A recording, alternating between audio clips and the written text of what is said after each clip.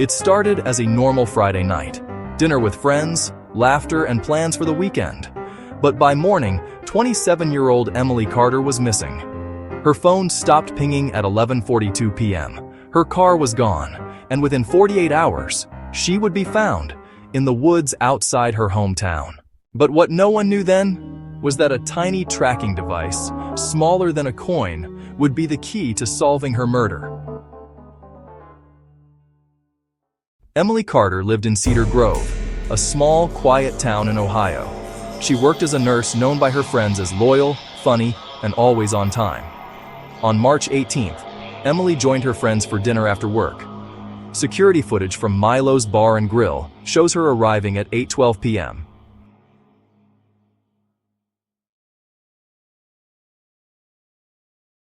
Witnesses say she left around 11:15 p.m. alone, heading toward her silver Toyota Corolla, but she never made it home.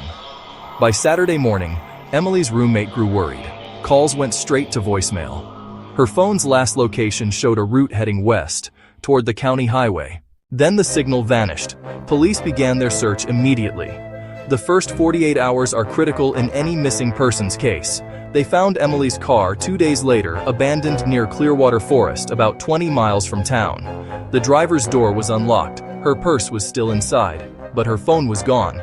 No fingerprints, no footprints, just silence. As the initial search of Emily's abandoned car wound down, most of the forensics team had packed up, finding little more than the expected personal effects.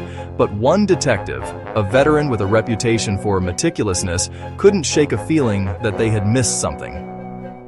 Detective Sarah Monroe decided to take one last look. Methodically, she re-examined the interior, her flashlight beam cutting through the dim light. And that's when she saw it, tucked away in the back of the glove compartment, almost hidden from view, the empty box for a brand new fitness tracker. It was a small detail, easily overlooked, but to Detective Monroe, an empty box meant the device itself was somewhere else, likely with Emily. A quick conversation with Emily's closest friend confirmed Monroe's hunch. Emily had just bought the smartwatch a week earlier. She was excited about its features, particularly its ability to track her runs with GPS and monitor her heart rate. The friend's confirmation was the crucial link investigators needed. They now knew that Emily was wearing a device that was, in essence, a tiny, personal black box, potentially recording her every move and even her body's physiological response to her final moments. The key wasn't just finding Emily, but accessing the digital breadcrumbs her own device might have left behind. With this new lead, investigators moved quickly. They drafted a search warrant for the tech company that managed the smartwatch's cloud data. Every minute was critical, and the legal process, while necessary, felt agonizingly slow. After securing a judge's approval, they served the warrant. The company complied, granting them access to Emily's account. Now, the digital forensics unit had the raw data, a stream of GPS coordinates, heart rate metrics, and timestamps. They began to meticulously reconstruct the timeline of her evening, hoping the data would provide the answers her abandoned car could not. At first, the data painted a picture of a perfectly ordinary night. The GPS log showed Emily's route from her apartment to the downtown restaurant where she met her friends. The timestamps and location pings matched witness accounts exactly. Her heart rate was stable, showing a calm, resting state as she drove and then sat through dinner. For the first few hours of analysis, the data offered nothing but confirmation of what they already knew. It was a digital echo of a normal life, right up until the moment it wasn't. But then, as analysts scrolled deeper into the logs, they found it. At 11:30 p.m., the data suddenly became chaotic. Her heart rate jumped suddenly, then slowed, before stopping completely at 11:43 p.m. That was the exact time her phone last went offline. The GPS coordinates from the smartwatch placed her final location half a mile from where her car was found, deep in the forest. Search teams moved in. At 6:12 p.m., a K9 unit discovered Emily's body, partially hidden under leaves. She'd been strangled, but there were no defensive wounds, and no sign of sexual assault. This wasn't random. It was personal. Police began interviewing everyone close to Emily: friends, co-workers, ex-boyfriends. One name kept resurfacing: Jason Hale, a 31-year-old mechanic she'd dated briefly months earlier. He tried to reconnect recently, but she ignored him. I hadn't seen her in weeks. But his alibi didn't check out. His phone records showed he was near Milo's bar the night she disappeared. Still, there was no physical evidence. That's when technology came into play again. With the timeline of Emily's final moments established by her heart rate data, investigators turned their attention to another piece of digital evidence from her smartwatch: its Bluetooth log.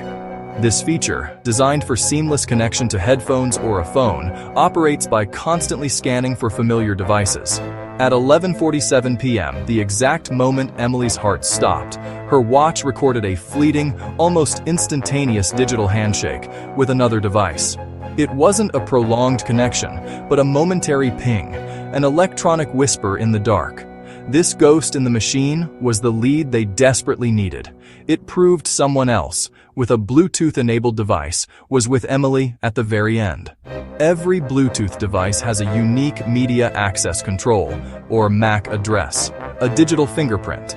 The address that connected to Emily's watch was anonymous at first, but it was a concrete starting point.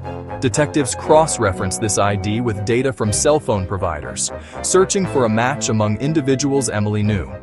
The search wasn't long. The ID belonged to a single device, a cell phone registered to Jason Hale. The man who claimed he hadn't seen Emily since she left the bar was now digitally tied to the scene at her time of death. Armed with this direct link, investigators secured a warrant and confiscated Jason's phone and his pickup truck. On the surface, Jason had been meticulous in covering his tracks. He had deleted his text messages with Emily and wiped his phone's GPS location history for the night in question. To a casual observer, the phone appeared clean, but Jason had overlooked a far more revealing source of data: his truck's built-in telematics system, a feature often used for navigation and emergency services, operated independently of his phone. This system logged every trip, every turn, and every stop, storing the data on an onboard computer that Jason didn't know how to erase. The truck's memory painted a damning picture. It showed him driving not home, but to the secluded access road where Emily's car was found, arriving just minutes before her watch registered its final Bluetooth connection. The data confirmed his truck remained there for over an hour before finally driving away, creating a digital echo that perfectly corroborated the evidence from Emily's silent, wearable witness. The final, crucial piece of the puzzle wasn't found in a lab, but in the cold, hard data transmitted from Jason Hale's own pickup truck. Its onboard telematics system, a feature he likely never gave a second thought, was now his silent accuser. The data was chillingly precise. Between 11:20 p.m. and 12 a.m. on the night Emily vanished, his truck was parked, engine off, less than 100 feet from the exact coordinates where Emily's smartwatch recorded her final, frantic heartbeat. For investigators, this was the smoking gun. The digital breadcrumbs had led them from a quiet suburban street to a bustling bar, and now to this desolate patch of earth. There was no more room for coincidence. With a warrant in hand, detectives moved in. Jason Hale was arrested at his home the following afternoon. His reaction wasn't one of panic or aggression, but of calculated disbelief. A mask of a man wrongly accused. He was calm as the cuffs were placed on his wrists, a stark contrast to the violent chaos his own data trail suggested.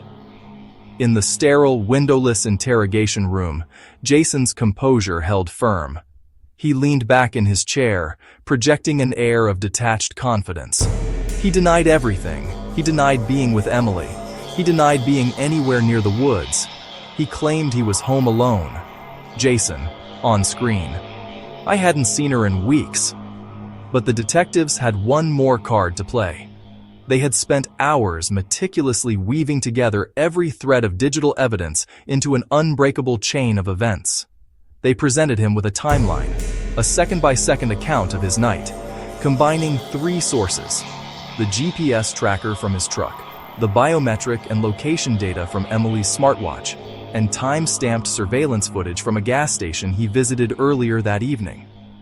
The timeline showed his truck's journey mirroring Emily's path, the Bluetooth connection between their devices, and the damning proximity at the time of her death. As he stared at the undeniable proof, His facade began to crack. The confident posture slumped. The defiant gaze fell to the table. The silence in the room was deafening, broken only by the quiet hum of the recording equipment. Finally, the truth, fractured and halting, began to emerge. Jason, confession. We argued that night when she refused to get back together. Things got out of hand. The data aligned perfectly. At 11:43 p.m., the same time Emily's smartwatch stopped recording, his truck remained motionless for 7 minutes before heading back to town. It was irrefutable.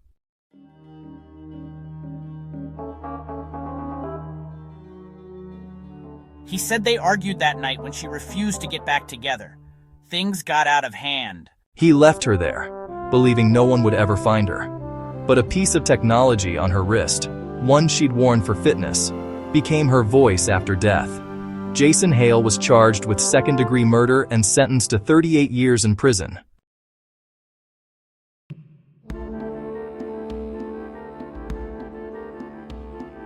Prosecutors called it the perfect silent witness.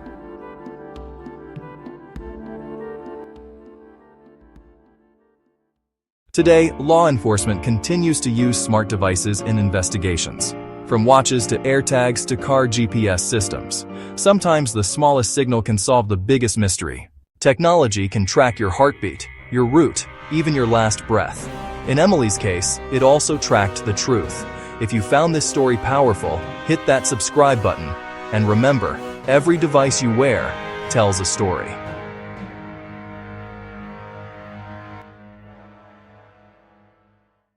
If you found this story fascinating, hit that like button, subscribe, and turn on notifications. Because next time, we're uncovering another chilling case where technology caught what the human eye couldn't.